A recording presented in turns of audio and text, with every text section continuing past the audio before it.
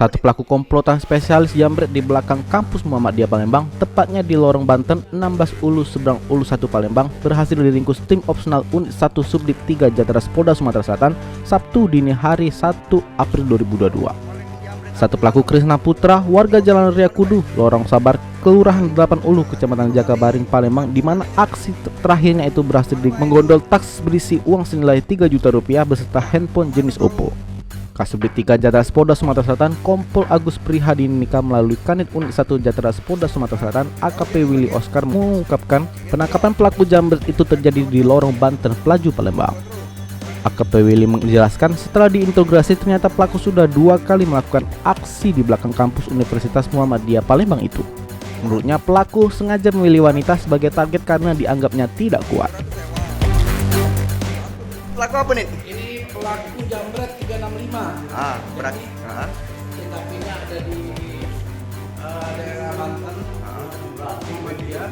Korbannya adalah wanita. Jadi yang dijambret itu ya 3 juta. HP buku. Lah berapa kali nyamper ini? Jadi setelah diproduksi bukan Spesialis memang nih. Spesialis wanita. ya kira-kira yang pokoknya korban itu yang tidak kuat lah. Mereka anak kecil. Ya. Coba ada sih tentang itu. Kau maling jambret api di mana kau?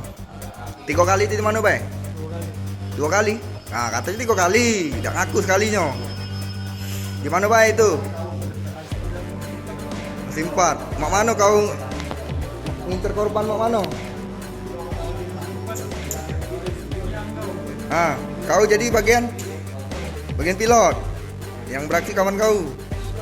Berdua terus beraksi. HP-nya kau jual kemana? Berapa? 200 sewa. Untuk apa duitnya? Hah? Bayar kontrakan? Tidak main slot? Judi? Sabu? Nyabu? Kau minat dah? Kau main game apa?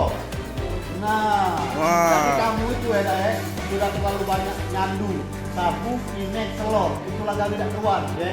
Berhenti, oke? Untuk slot Aku untuk slot? Hah?